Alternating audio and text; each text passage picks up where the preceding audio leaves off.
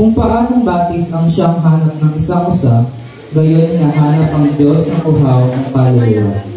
Nananabig ako sa Diyos na buhay, walang iba. Kailan kaya maaaring sa presensya mo'y sumamba? Araw-gabi tumataghol, gabi't araw tumatamis. Naging tanging pagkain ko yung mga luha sa pag-ibig. Itong mga kaaway ko sa tuwing naaya akong sambo. Nasaan ba ang iyong Diyos? Hindi naman namamasid.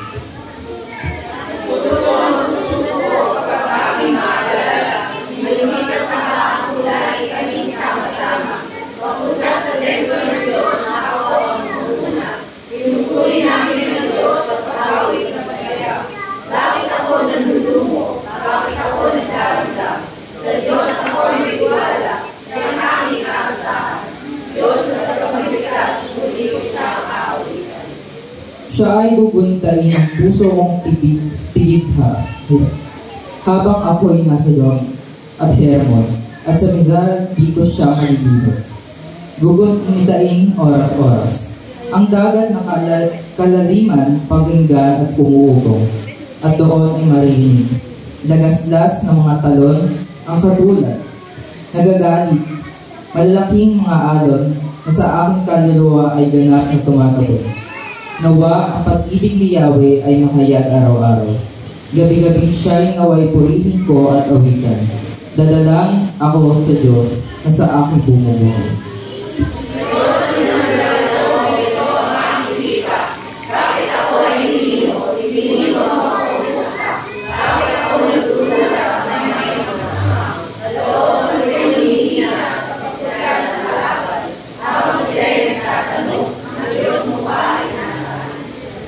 Bakit ako nalulungkot?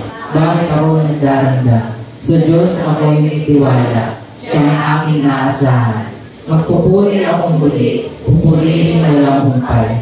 Ang aking tagapagligtas, ang Diyos na wala nang wala. Pakinggan po natin ang awit ng mga bahay.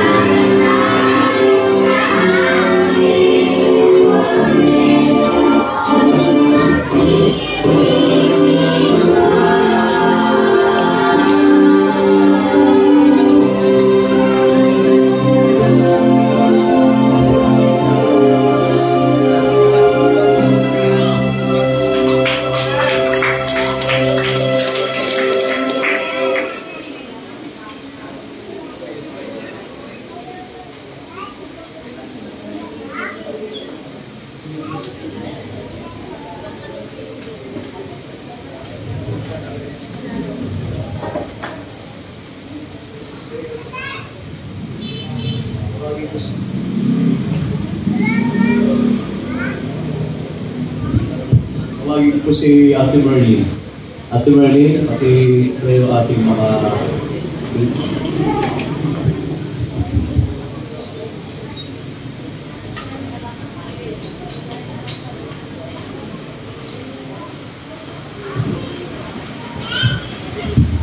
Tayong lahat ay umuo at tayo manalangin, mga bata, pray tayo. Panginoon, maraming salamat po sa bilang ng mga bata nito. Tunay po na sinabi mo na sa 2 o 3 nagkakatipon ay naroon ka sa aming kalagitnaan. Kaya sasamahan mo po ang mga batang ito sa kanilang mga ginagawa sa loob ng iglesia nito. Salamat po sa kanilang mga magulang na dinadala po sila dito sa iyong bahay dalangin upang sila po ay matuto ng mga values na dapat nilang gawin at gamitin sa kanilang pang-araw-araw ng buhay. Salamat din po, Panginoon, sa munting pinig na ipinagkaloob mo sa kanila. Tunay po, Panginoon, na nadarama namin ang kahigitan ng kanilang mga talento na ipinagkaloob mo sa kanila. Ganon din po, Panginoon, kay Teacher Whisper na nagtuturo sa kanila. I-bless mo po sila sa kanilang pang-araw-araw na buhay mo. Maging inspirasyon po sana sila ng kanilang mga magulang at kapatid. At sana po, Panginoon, ay manatili sila dito sa loob ng iglesia. Lumalago, lumalaki, tungo sa iyong kabulihan, Panginoon. Salamat po in Jesus' name. Amen.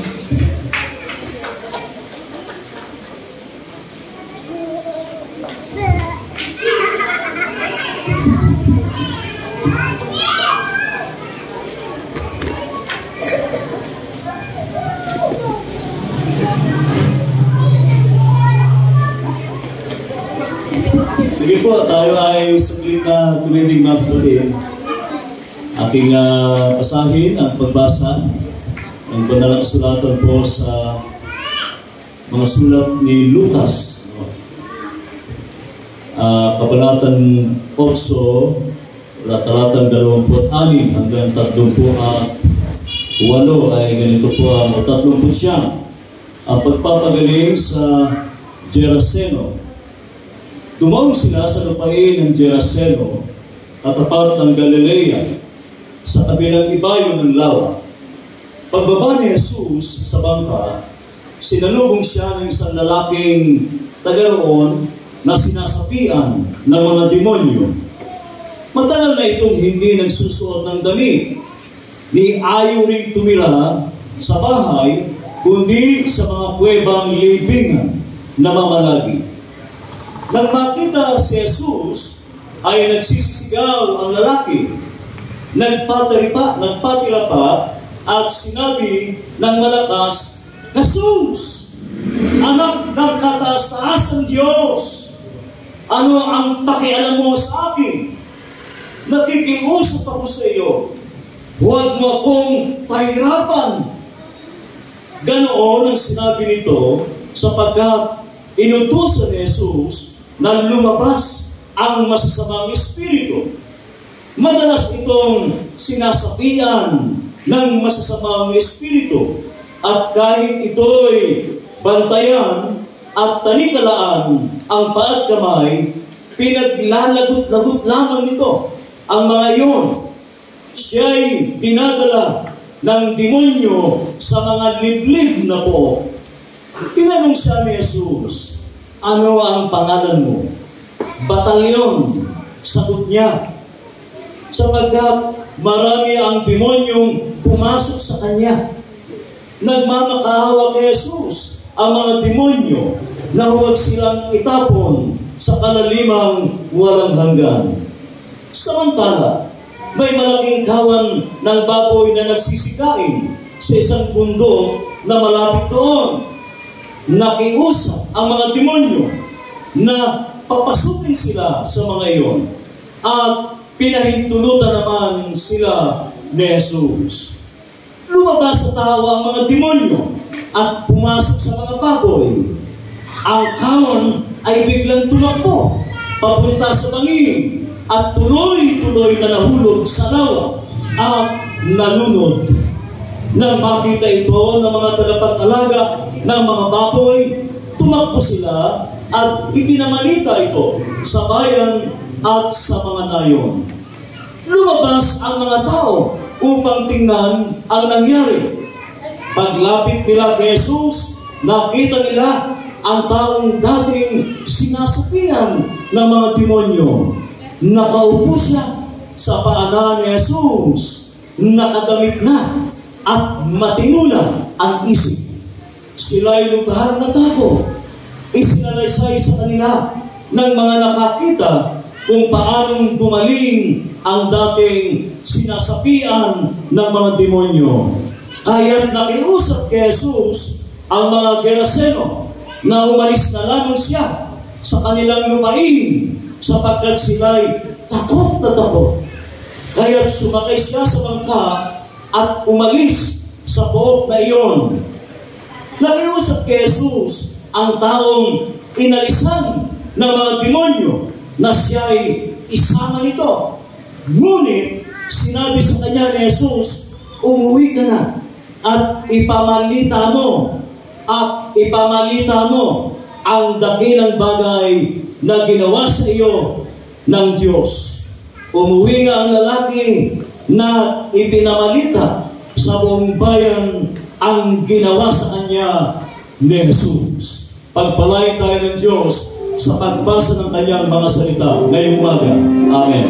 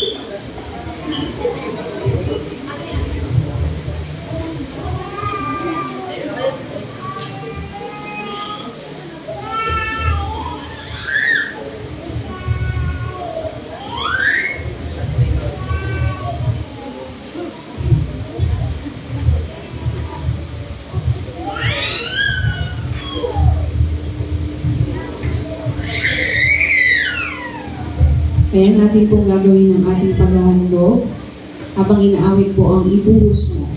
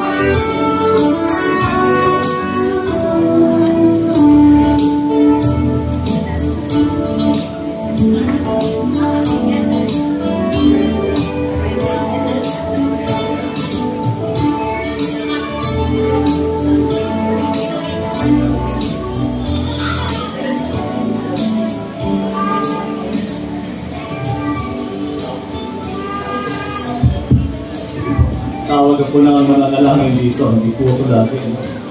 Tawag tayo ng treasurer, nasa si treasurer. Si Ingat Yaman, or sino ang ito pa kabisado ang pangalan nyo. Sa si Ingat Yaman. Ate Marica, sige po. Si Ate Marian. Ate Marica, iba ka na yan. Sige po. Ate Marian. Sige nga po. Sila po ang ano dito.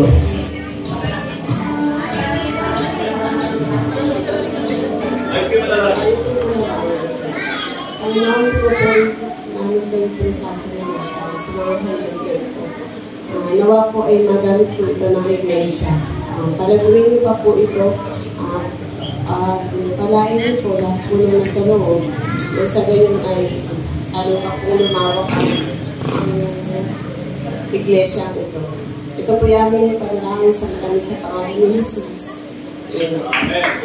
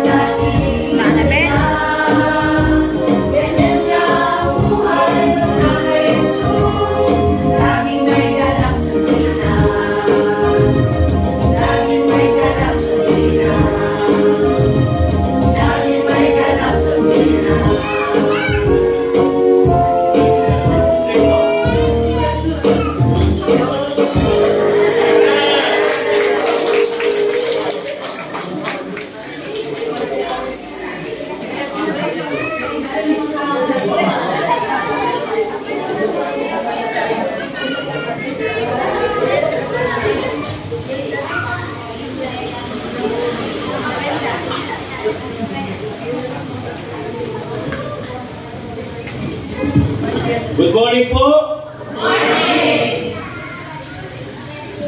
Na-bless po tayo ngayong umaga? Yes. Palakpakan natin ang Diyos, mga kapatid. Inawit lang namin yung napakaligaya at kahanga-hanga para umingay kayo. Ano pa mga narinig nyo sa kanta?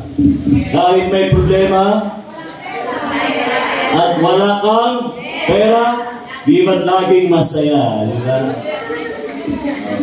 Sabi pa doon ay, kay sarap umawit. Huwag daw gano'n kasi marites daw po yun marites daw po yung pag-on. Ito nyo naman po, with action pa.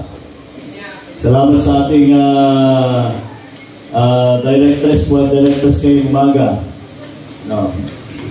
At siyempre pa, kailangan din nating i-recognize ito, mga flowers natin. Salamat po, kagabi pa lang, kahapon. Sabi ko po, green na po yung ating gamit na linen, mga kurtina. Hanggang 3rd Sunday of November po yan. Matagal-tagal po yan. Pagpasok na lang last Sunday ng Nobyembre ay white na tayo. Pagpasok na po yan ang pagdating na ng Advent season. Ang pagdatal, ang pagdating. Sige, kamusta na tayo sa buong isang linggo? Ano po? Hindi, mas mabuti kaysa kahapon, di ba? Hindi yung bati na okay lang po. Dapat ang sagot ay mas mahina, mas mabuti kaysa kahapon. Amen? Ano po? Dahil kami din mga workers ay may mga burden din. Lahat tayo. Kaya sinisikap namin na yung aming mensahe ay talagang nakakabusog. Sikapin ko na mapakain ko kayo ng iba't ibang menu na gusto po ninyo. Merong may mapapangiti, merong hindi. Ano po? Binibigyan ko lang po na example yung ating pag-umaga. Yung ating mga assurance natin. Dapat talaga may mga assurance tayo sa ulihan. Yung backdoor po na yan. Welcome po, sir. Parang Jollibee, parang McDo. Kailangan po talaga meron rin a-assist. Matagal na po nating practice yan. Naririnig lamang natin sa ibang mga denomination. Hindi ko na babanggitin, pero sabi nila, bago mag-umpisa ang pananambahan, talagang merong Sunday school, pero organization. At tuwing umaga, bago sila pumunta sa kanya-kanyang mga mesa. Kasi po, ang Sunday school sa ibang mga denomination, yung pong round table, may mga round table sila. Parang laging may buffet. Dahil doon sa isang gilid ng mesa, ay talagang may usok sa pagkain, mamimili ka, may tea, may green tea, may black coffee. Di ba? At sari-saring breakfast. Hindi ko alam kung ano ang dinadalang mensahe nito sa ating mga kapatid. Ano po? Sinasabi ko lang po sa inyo, pero hindi ko sinabi gayahin natin. Gagayahin din natin yan. Gagayahin din natin, huwag kayo mag-alala. Pasapin natin yung ating finance. At siyempre pa, ilang mga paalaala sa atin, yung pong mga naghahanap ng ating sobre, ating naghahanap ng mga sobre ay naliligaw. May mga ilang suggestion sa atin na pag sinauli natin sa ating mga boxes, bulsa, making sure po na talagang nandun sa kanilang mga pangalan.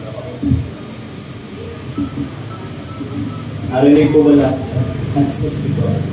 Mga suggestion po yan. Yung ating mga sobre ay nasa kanya-kanyang lalagyan, sama-sama kung sino-sino yung magkakasama. Naliligaw po isa yung nasa baba at sa itaas. Kaya ilang mga paalaala po sa atin. Maraming salamat po. Of course, ganun din ay ano oras na ba? 10. 10 na po. 3 to 10.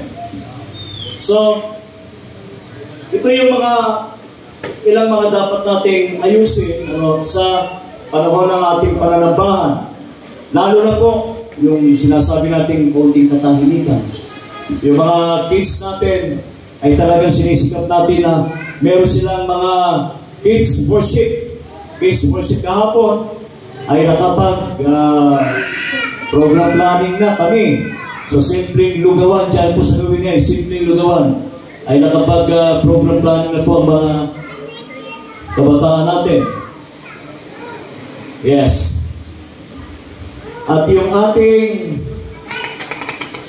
call to worship, para baliktad yata. Ang ating call to worship ay nanggagaling sa Psalms. Sa ating book of Psalms ni David, ni King Solomon's. Yun po yung ating mga call to worship. At yung ating responsive reading ay manggagaling po sa ating epistula, sa epistles natin. Katulad ng Galatians, Corinthians, Ephesians, Philippians, Acts. Yan po yung mga epistula na pinanggagalingan ng ating responsive reading o sabotang pagbasa.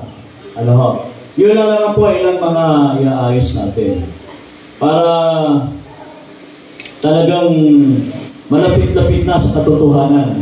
Malapit-lapit na sa katotohanan. At ito yung isang makikita natin nagkakaroon ng disorder. Nagkakaroon kasi sinasabi natin tayo ay liturgical. Pag sinabing liturgical ay in order. Liturgy, sa wikang Griego, liturgia, nasa ayos, nasa hanay, nasa pagkakasunod-sunod. Kaya nga, yung ating United Methodist Church, united, ang tanong dyan, are we truly united? Talaga nga bang tayo ay nagkakaisa? At tulad ng ating inawit kanina, di nag-iinggitan, kundi nagmamahalan. At kahanga-hanga kung tayo ay nagbabatian. Batiin nyo nga yung katabi nyo. Kamusta ka na? Yung nasa likod mo naman, huwag mo namang isnapin. Huwag mo ispiram. Kamusta ka na? How the state of your soul? Kamusta ka na? Bakit? Bakit yung salita? How the state of your soul? Wika yan ng ating pundador ng iglesia. Dapat, bago ang lahat, kinukumusta mo muna yung katabi mo, yung asawa mo, yung anak mo. Kamusta ka na, anak? Kagabi po nandiyan yung aming youngest. Dumadating po siya pa. Kamusta na? Kamusta na kayo ni? May problema ba? Napakasaya nga na yun. Masaya-saya namin siya inalay. Diba? Masaya-masaya namin dito. Talagang napaka-challenging ng ministry. Wala namang masamang tinapay sa amin, walang masamang tinapay sa amin. Lahat ay parang Goldilocks. Parang bread and yung sikat na tinapay sa SM. Ano ba yun? Bread to. Ganyan po ang panlasa namin sa aming mga destino. Amen? Ganyan din daw po talaga tayong lahat. Yung bang tipong parang hindi makalasa. Hindi makalasa. Kahit na ano pa ang ibigay mo, parang hindi makalasa. Mahina ang kanyang panlasa. At ito yung sentro, mahirap mga ipaliwanag. Sino nga ba ang Geraseno? Ang mga gatherings. Sino sila? Bakit napaka-unique ng kanilang pangalan? Bakit ito mga Geraseno gatherings nito ay ilan lamang sa sinasabi ng banal na kasulatan? Sino sila? Anong klase ng pagkatao sila? Sila ba'y mga ligaw? Tama? Mga tupang ligaw na hintil. Mga hintil sila na ang dami-dami nilang acquisition sa buhay. Ang dami-dami nilang, sabihin na natin, pumasok na kostumbre, kaalaman. Sinasabi natin, ito yung mga tao magkahalong gnosticism. Kung ano-ano ang kanilang nakuhang katuruan sa labas, pananaw, kultura. Ibang mga salawikain o kasabihan. Ibig sabihin, sila din naman ay mga lahing Israelita, mga Kristiyano. Pero, ang tanong, bakit ganun ang nangyari sa kanila? Bakit sila yung mga naligaw? Sila yung nawala sa kawan ng Israel. Sila yung nasa labas. Hindi sila makapasok dito. Ano ang ating accountability para sila din naman ay makapasok dito sa loob? Meron po. Accountable po tayo dyan. Accountable tayo dyan, mga kapatid. Ano? Pero bago yun, sa 1 Kings, chapter 19, verses 1 to 15a, ito'y kasaysayan ng isang propetang, si Propeta Elias. Na talagang, sabi ko nga, hindi, kahit nag-iisa na lamang siyang propeta, kahit nag-iisa na lamang siyang Kristiyano, ay hindi natinag, hindi nawala yung kanyang pananalig sa Diyos. Hindi nasira basta natibag. Yung kanyang pundasyon, talagang konkreto. Susunod siya kahit na libo-libo mga false prophets pa ang nakapaligid sa kanya. Hindi siya basta nahawa. Dahil sabi doon ay, bagamat pinuksan ni Propeta Elias ang mga false prophets ni Baal, ni Baal, nakaramdam din siya naging stressful sa kanya. Na-depressed din siya, napapagod din siya, Panginoon. Nakakapagod naman ito. Isang propeta laban versus sa maraming propeta hanggang sa ang mga kaharian o haring ito ay talagang tinutuloy si Propeta Elias. Hindi niya sinabi, nag-iisa na lang ako, wala akong kasama pupunta sa kapilya wala akong kasabay Talaga, meron talagang gano'n, Yung mga parang iisa ka na lang, parang ayaw mong tumuloy. Si Prophet. Kabila ang nakabang na sifat sa kanya. Talagang nagbabanta ang panganib, ang kamatayan sa kanya. Pero, ipinagpatuloy niya kahit nag-iisa na lang siyang propeta ng Diyos. Tumuloy siya. Harangan ba na ng sifat at ating pananampalataya kahit umuulan, rain or shine. Pag sinabing umuulan, umuulan. Mababasa yung pananampalataya. Umuulan.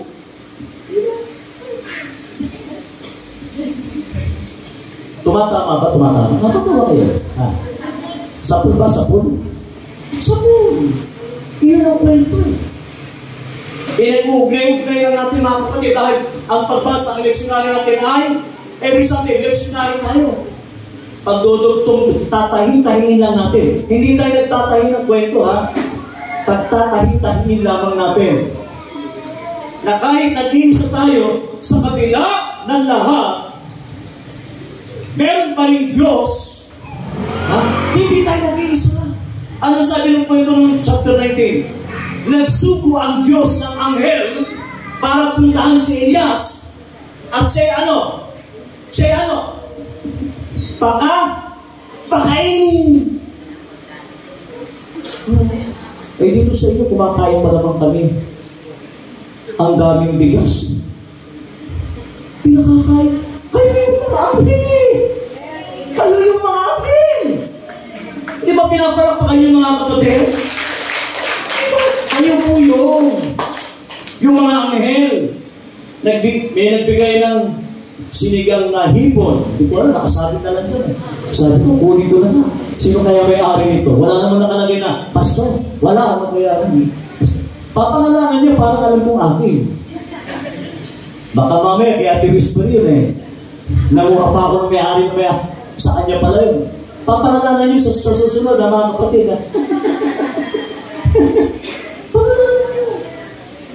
Sino mga angkin nagsusubo ang Diyos? Kaya mga manggagawa. Ano bang, saan talaga tayo naglilingkod?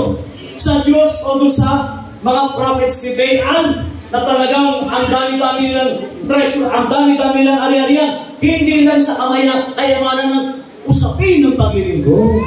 Baka akala natin pera-pera lang po sa pinapagliling mo.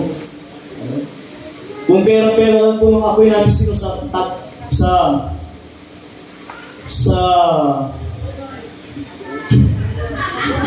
pakibukas mo yung pinto, mahina signal. Kalero. Habis pinagbuko sa kalero. Sabi ko, Panginoon, ordination ko na, probation ako. Kaya ko po to. Ate Aimee, nakachinelas po ako kasi halos kulang 1 kilometro ang layo. Iskinin na lang po, ganyan lang ang daan. Ate Jay, ganyan lang. Yung kabila ay palasdaan, yung kaliwa ay sapa. Kaya kailangan ingat ng paglalakad. Malaglag ka sa kaliwa, sapa. Malaglag ka sa kanan, palasdaan, kaliwa mong basa. Ano? Kaliwa po. 3 kayong aming anak, high school, elementary. Nagtataka rin ako. Hindi na alam yung kasunod ko mga kapatid. 300 pesos a month. Sabi ko, Panginoon naman, biro ba to? Sabi ko, eto, sabi ko, buhay pa kami natin. Ang tanong, paano kami nakasumpay? 300 pesos a month. Ang bigay lang sa akin ng membro ay, dahil sa gawin po yun nagdudugtong ang paumbong at ang kalero. Kaya lagi ko may uwi na 2 galon na suka. Ano ba naman kako ito? Ako mati, kulang 1 kilometro yung lalakarin ko papalabas sa kapalan sa San Juan. Huwag yan man ako padala ng suka. Hili-hilere yung 1 galong suka, yung sa 1 coke na suka. Sabi ko, magtinda na tayo ng suka. Napakabuti ng Diyos. Amen? Napakabuti ng Diyos. 300 a month. Nag-aaral ko yung aming 3 anak. Tanong, eto, buhay na buhay kami. Humihinga. Amen? At pogi-pogi pa. Gusto niyo talaga yung mga salitang gano'n. Pogi-pogi pa.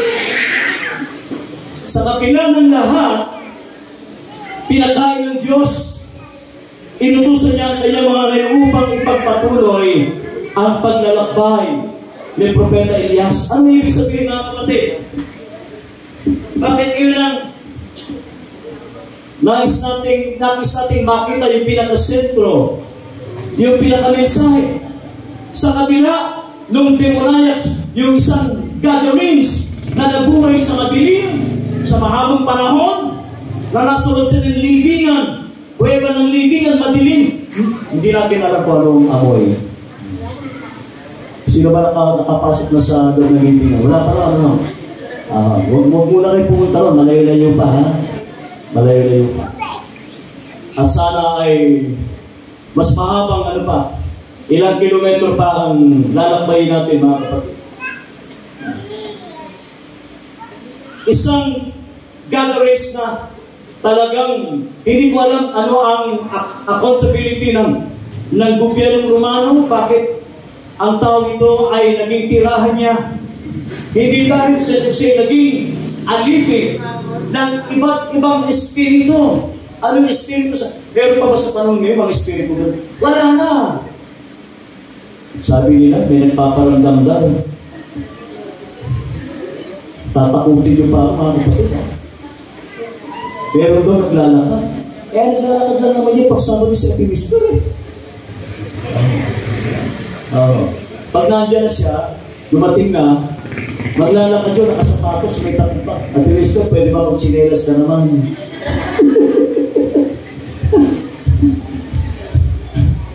Nagpapower na pa ko. Nagpapower. Parang may naglalakad sa taas. At saka talagang parang nasa simento pag naglakad, ha? Gero lang. Yun yung epekto talagang na-disorient. At talagang nagkaroon ng malaking malasakit si Jesus. Hindi niya pinabayaan. Impossible. Diyan ka bahala ka niya. Bye-bye. Kumusta? Hindi niya hinayaan. Nakita niya nasa loob lamang ng libingan. Halos ilang taon na nandun siya sa loob ng libingan. ano rin ang ating reaksyon, ano rin ang gagawin natin. Kung may mga taong, sabi natin, hopeless, helpless, sabi nga, the demoniac is helpless and hopeless. Para sa iba ay wala ng pag-asa, makaahon pa, magbago pa. Pero, bless ako dun sa buhay ni the word hopeless, helpless, pero pinansin siya ni Jesus. Inahon siya sabi ko sa kanya kahapon, baka gusto mong magpatotoo ngayong umaga. Eh, sumagot naman. Kaya lang, Kuya Bert, mga 3 minutes lang, ha? 3 minutes lang. Marami din mga spirits ang pumapasok sa atin. Maaaring sa araw-araw, may mga kung ano-anong mga espiritu ang pumapasok sa atin. Diba? Anong espiritu ba ang mga pumasok sa atin itong linggong ito?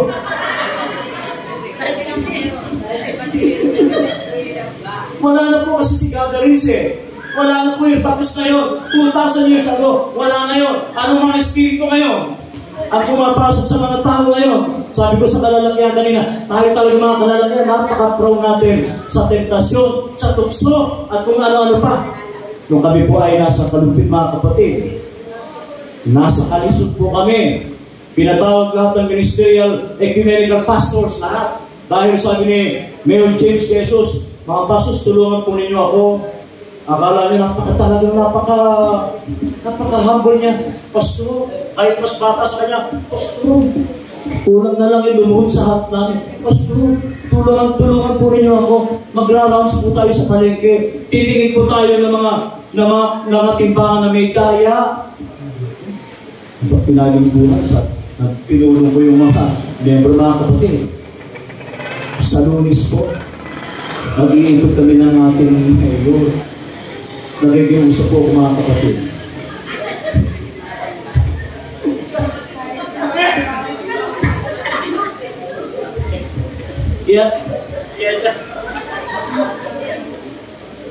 Just nakikiusap po mga kapatid. Bakit tayo? Sorry nito ng hiknik. Di ba sa mga espiritu rin? Di ba sa mga kapatid? Sabi ko nakikiusap ako sa inyo. Nakikiusap. I-adjust nyo na yung mga tiba. I-adjust nyo na. Itama nyo na. Sabi ko. Puti na lang po. Pagdating ng Lunes, paano kami nagligot? Alas 6 pa, nagligot ako eh. Naku, andyan kami. Pati sila, dating pastor ko, umani. Nung time na yun, konsyal po siya. Ikot kami, pastor, kung nasa gawin na. Dito naman kami sa pasilyo na ito. Pati mga kasama kaming mga taong munisipyo. Sabi ko, tingin, kapatid, miyembro mo yan. Kapatid. Okay. Basta. Okay. Ibig sabihin na, adjust na. Ako, mga kapatid. Napakalabi talaga. Pasalin mo, pakakala po ninyo. Naglibot din kami sa Northville. Yun po bang Mario Quezon? Iba-iba po ang tao dyan eh. Maraming nakakatuwang kwento, mga kapatid.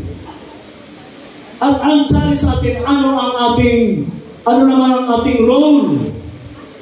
Hayaan na lang ba natin yung tao natin sa labas? Yung nasa tabi, nasa paligid. Alam natin, naiinisip natin, maaaring mayroong makatulong, nandiyan ang barangay, nandiyan ang munisipyo. Sabi ko nung kami din, humanap sa mga tinatawag mga surrenderers, talaga naman. Workshop dito, tawagin na human intervention. Kailangan mag-save na magturo sa kanila. Nandun kami sa mga kulungan. Sabi ko nito, wala pa tayong wala pa tayong provision paano punta sa kanila. Kung talaga na mauubos ang nandun ka sa kulungan, kailangan may ID ka. Hindi ka pwede pumasok, nandun ka sa kulungan, nandun kayo. Mga kapatid, magandang bago po sa inyo lahat. Nangangarap ka doon. Nais ko ipahayag sa inyo ang kabutihan ng nalagay sa gulong, parang nakakulong ka rin, nakagulong ka. Hindi ka naman pwede pumasok at baka hindi lang makalabas. Sabi natin Merlin, malamig ito? Ay, hindi pa pwede malamig. At kay Jay, pagka nawala yung golden voice ko, ikaw may kasalanan. Sige. Hinubad kung isang dalawang garments. Yung tinatawag natin with the power, sabi niya, Jesus molds His people with the pure garments of righteousness. Iba yung damit na suot nila at iba rin naman yung damit na suot natin. Gusto niyo ba nabi yung damit na suot nila? Yung mga nasa palengke, sabi kapatid, okay na ba yun? Okay na ba yung timbang? Okay na po so. Tinama ko na. Pero hindi ko sinabing ibalik mo ulit, wala ko sinabing gano'n, ha? Oo. Diba?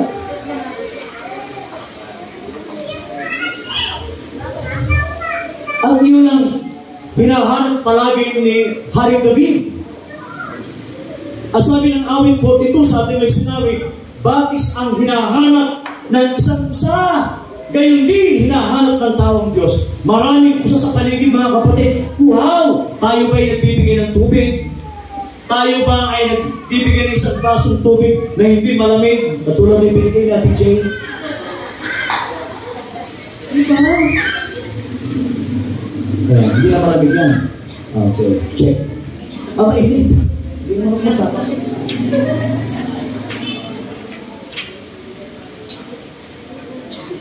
Marami po naghahay sa akin ng nagtalo ng tubig. At least, alam niyo mga kapatid, mahina po ako sa malamig na tubig. Pag nakain mo akong malamig na tubig, isang buwan ako nagkakatrangkaso, hindi ko kayo nadadalaw. Ngayon na pa, wala kayo, hindi ko makapunta sa inyo. Yan po ang weakness ko, yung lamig. Kailan po ay lukewarm. Ang awit ay sinasabing para tayo mga usap na laging uhaw. Uhaw. Saan tayo nauuhaw? Maraming pagkauhaw. Anong klase mga pagkauhaw meron tayo mga kapatid? Anong klase mga pagkauhaw? Ha? Saan tayo nauuhaw? Ayun na maraming sumagot yan. Saan tayo madalas nauuhaw? Anong mga pagkatighaw meron tayo? Pero itong ibang gadalayong ito, ibang klase ng pagkauhaw.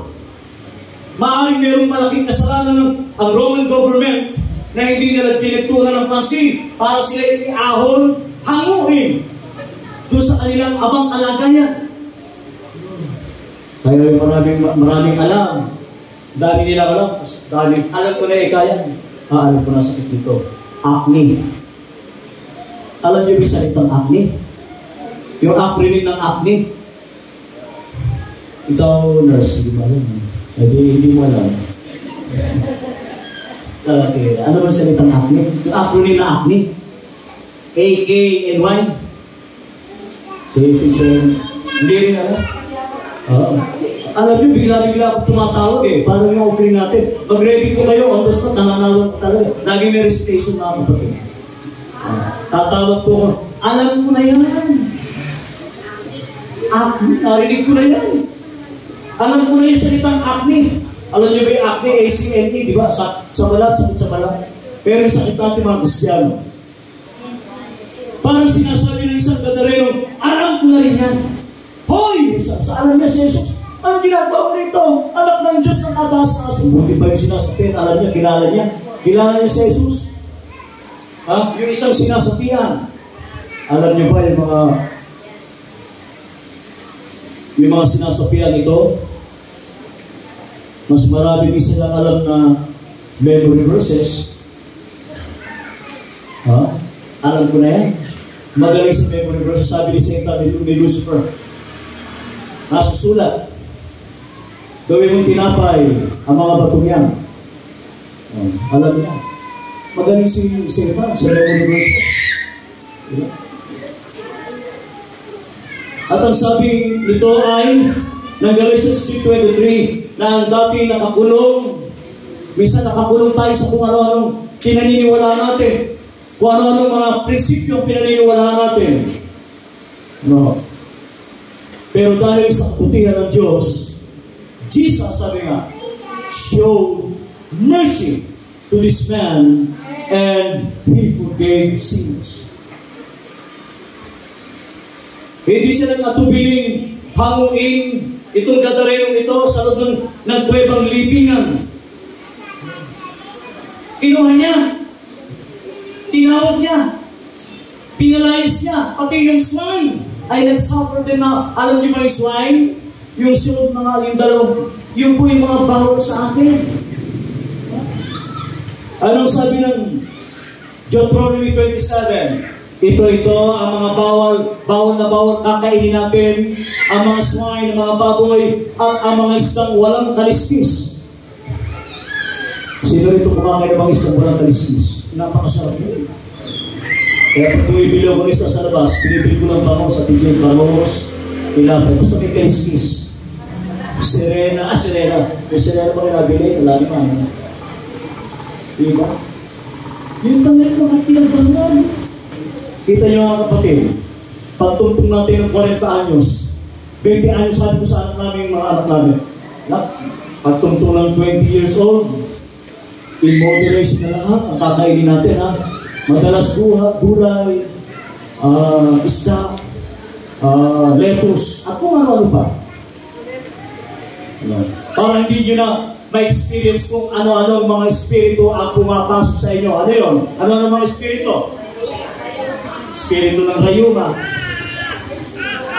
Sabi nyo, hindi ako kumakain, Ruby, pasunod. Hindi ako makakasunod ngayon, pasunod. Ano? Diba?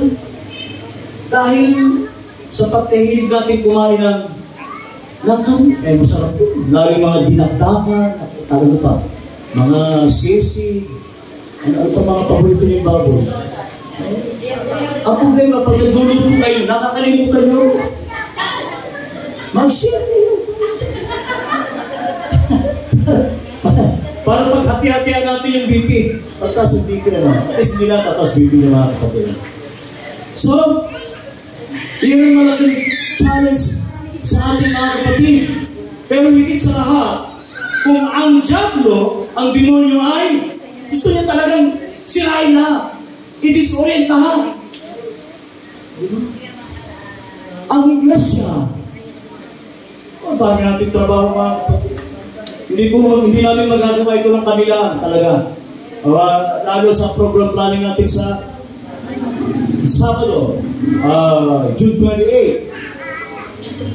Sabi ko, hindi lang basta ito, outdoor, talagang, mga kapatid.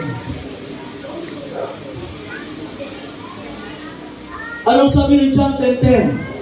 Dumarating ang magnanakaw para lamang magnakaw, pumatay at mahirap. Yun ang epekto, yun ang side effect.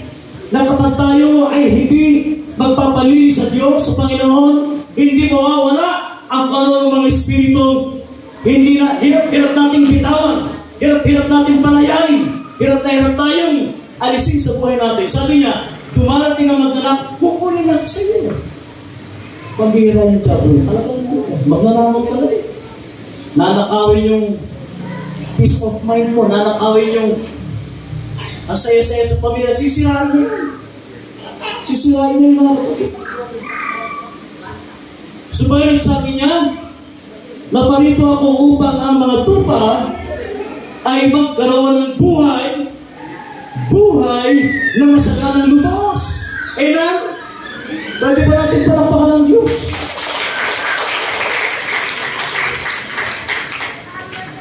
Kaya, sabi ko, sa mga kalalakihan, alam ko, hindi madaling isuko natin, yung topic natin, tapos na ko yan, next Sunday, iba na, mga series na natin, nandiyan ang stewardship natin. Mga kapatid, kapag tayo ay nakatalikala pa rin sa iba't ibang masamang espiritu ito, hirap na kumilos at gumawa ang Diyos sa kanyang iglesia at lalong higit sa ating lahat. Amen? Hirapan siya. Nakatalikala pa rin tayo. Nakatalikala pa rin tayo. At kung hahayaan natin bibigyan natin ng pahintulot ng Diyos. Sabi niya na parito ako upang ang tupa ay magkaroon ng buhay, isang buhay na ganap at siya. Amen? Magpalain tayo lahat mga kapatid dahil alas 10:29 na po. At sana ay, tuloy pa rin lang. Sige, mga isang oras pa tayo.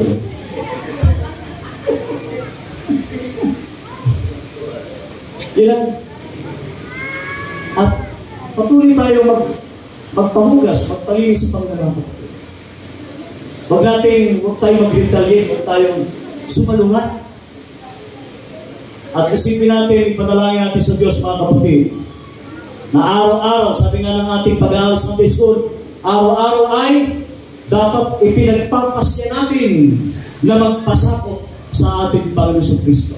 Araw-araw ay nagiging decisive tayo lahat sa pagsuko at palayain ang anumang masamang espiritu upang mahadlangan ang anumang ikalulugod at paglago ng kanyang minamahal na Iglesia. Maraming salamat po at pagpalain tayo lahat sa pangalan ng Ama, ng Anak at ng Banal na Espiritu. Amen.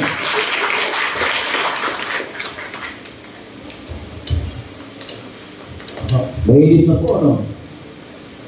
Parang gusto na natin palabigin ito. Amen? Bakit parang sabi niyo, bro? Sabi, parang gusto natin palabigin ito. Yun! Palapakan naman natin mga kapatid, ano? At mangyayari yan. Mangyayari naman po yan sa pagtutulungan natin yan.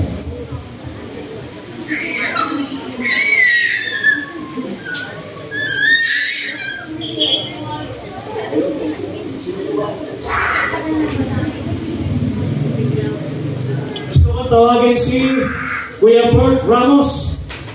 Yes! Amen! Mahihila yung palakpak mo. Mahihila yun.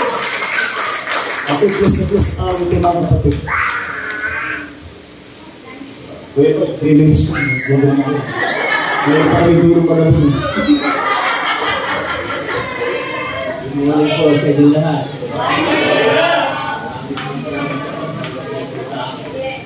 Ito po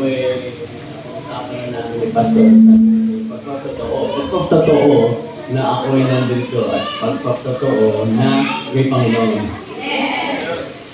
Mahaba po sana, 3 minuto lang po binibigay sana. Hindi po accident yung pagpunta ko dito. Dahil kapasalamat po ako sa pamilya ko, kay Malu, kay Maricar, kay Myra at sa aking mga anak, at kay Mario. Sila po ang nagdala sa akin dito. Hindi po, yan, yung po nasa akin na gusto ang Buddha, pero yung firm believer po ng things happen for a reason. Kaya ako napadpad dito, dahil po ako born and raised Catholic. So hindi po ako gano'n nag-practice, kasi nga, may nangyari sa buhay ko na hindi maganda. Pero through Jesus Christ and the Lord, nandito ako sa harapan ninyo. Yun po, kapatawanan ko yan. Marami po akong pinagdasal at panalangin habang kung masamang nangyari sa akin pero marami pong natupad. Kaya I believe na mayroon ng Panginoon. Kasi ang Panginoon, hindi po, He don't answer no. Dalawa lang, yes or no.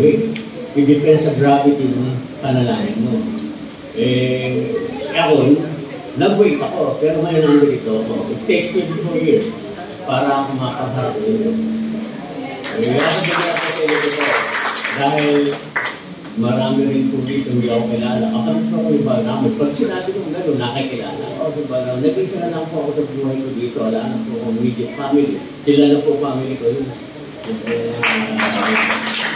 Ako yung magpapasalamat kasi hindi ko yung acceptance. Nandun ko pa lang sa harapan. Kinakamayan ka na. Kinakamayan pa ng mga tao. Hindi ko i-criticize ang Catholic faith. Ang Catholic yung kasi doon, pagandahan ng nasuot.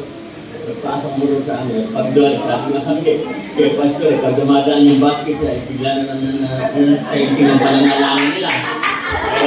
Nalagpas na lang yun. Nakaligtas na.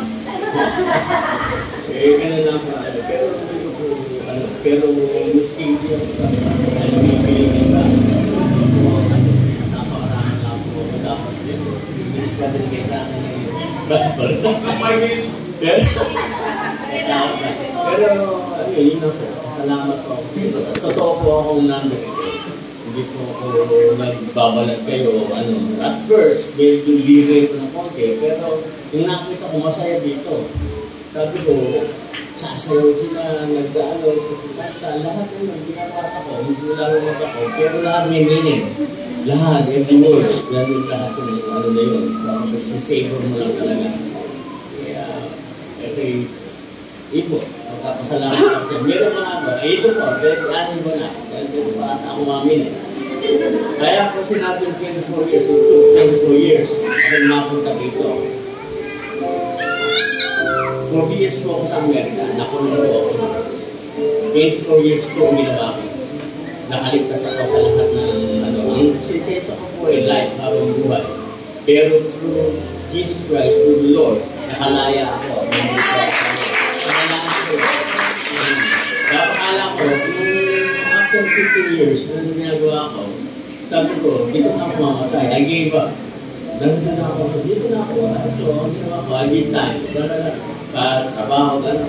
Nakapag-aaral ako, nag-graduate ako sa prison. Tapos, yun nga, involved ako sa Bible study. Tapos, sabi ko, yun, nagpunta ako sa Catholic Church, nagsisimba ako, nag-ano ako, nangako. Sabi ko, kung makakalaya ako, hindi ko ako tiginto ng pagsisimba. Kasama ako sa talagang yung aking yung pangako ko. Eh, nung makalabas ako, na-overwhelm ako ng temptation. Nandiyan ko sa all over, nakapaligid sa'yo. Yung freedom ko, na-abuse ko. Nalaglag na naman ako sa wagon. Hanggang sa makapat ako dito, sa inako. Pero, slowly but surely, dito din pala ako babaksa. Pero, true, Diyos sa pangina ko na yun. Nanunila ako talaga. Hindi ako maliligaw ulit eh. Kasi nga, yung si Badoy, yung warden din. Tapos yung bantay ko, ang prison guard ko, si Myra. Nakasi Marika. Iba si Maribel at agdagang pa. Yung kapatid ni Malo. Tapos yung anak ko, sabi ko, Daddy, iwanan mo na yung Red Horse. Sabi ko, iwanan ko na yun. Maganda. Pero slowly, gradually. Dapat ako sa'yo dito. Excited ako pag Sabado pa lang, mabiglang tulog ko. Dapat sabi ko magsisimba ako the next day.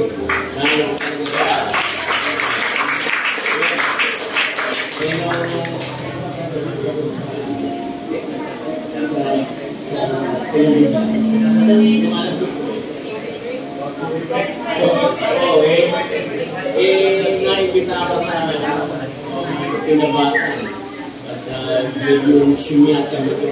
Para ko sila Tandor, yung mga prominent na tao doon.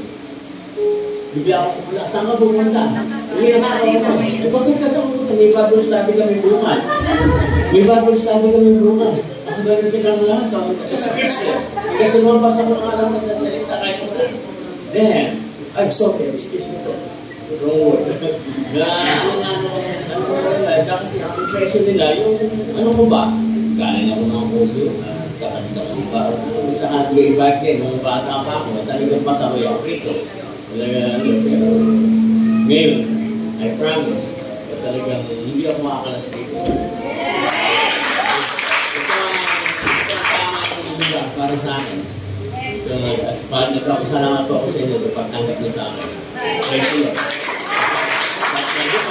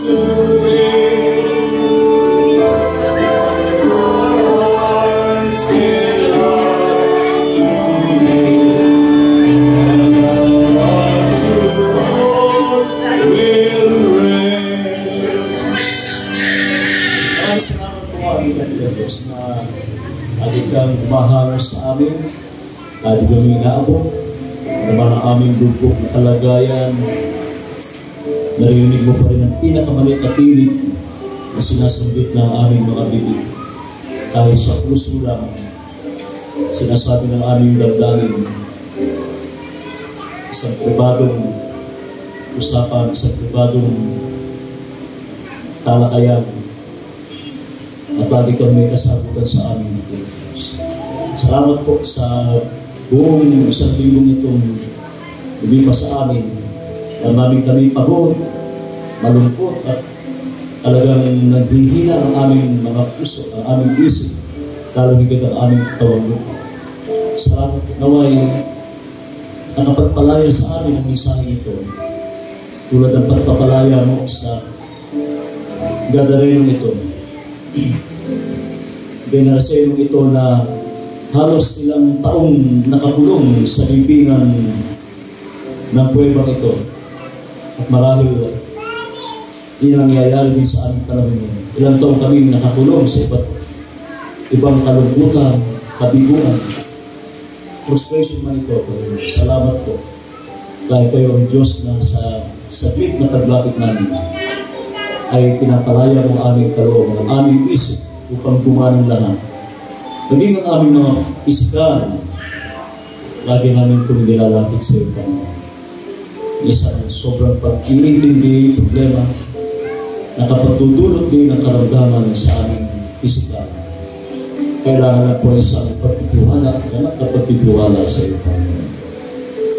Salamat po sa mga patuto, aming kapatid na Bert Ramos. Salamat sa inyong paghamo sa kanya. Kung siya man ay tulad din ng isang gadarenong nasa loob ng libingan madilim na kanyang buhay sa nakaraan, mga lumang pagkataon. Salamat po. Napakabuti po sa buhay niya. Sa aming lahat, na meron mga ganitong sitwasyon, kalagayan. Inalaya mo kami. Maging ang inyong lingkod.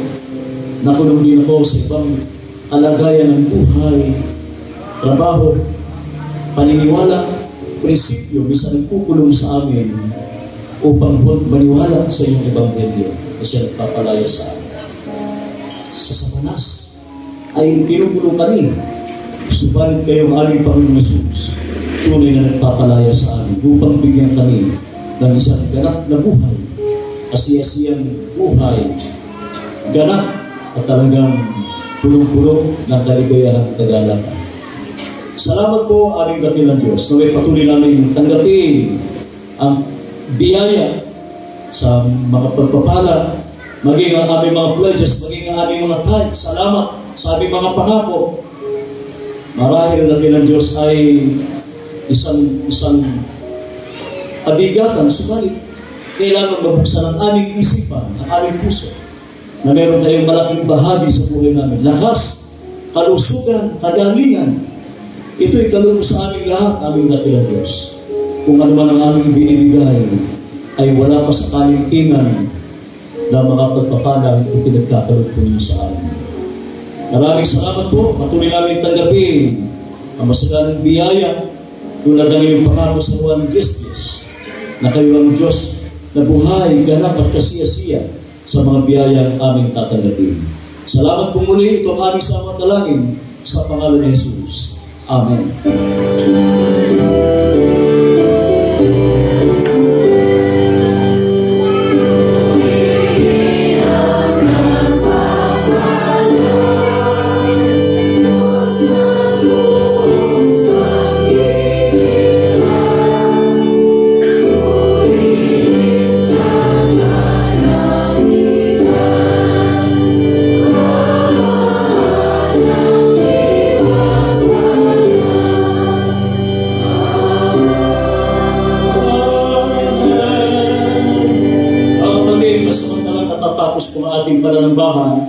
Subalit pagkatapos nito, paglabas ng pintuang yan, ay magpapatuloy tayo sa paghayo at paglilingkod sa ating kapwa. Samahan tayo ng ating mahabaging Ama na makapangyarihan sa lahat at ang patuloy na pagliligtas ng ating Panginoon Kristo at ang kaaliwan at kalayaan, taglaya ng ating buhay mula sa anumang makapanakit, mga damdaling hindi makapagdudulot sa atin ng kagalakan. At sa pagitan ng kanyang banal na Espiritu, maranasan natin ang tunay na paglaya at kagalingan sa ating lahat. Mula ngayon at magpakailanman. Amen.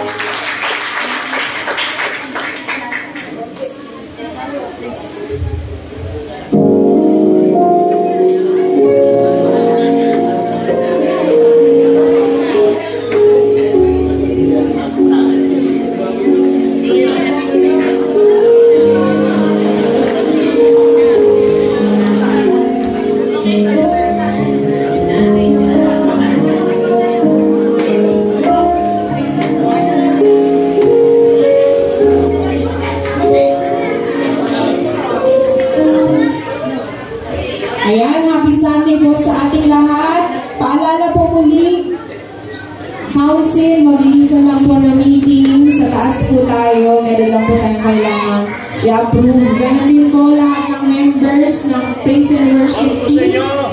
Mga umaawit, tumutugtog at tambourine dancers. Naiwan din po. At happy birthday po kay Tracy Sunshine Mercado, June 24, at kay JD De Guzman, June 27. At ang maglilingkod po sa susunod na linggo ay Junior Youth at UMCF.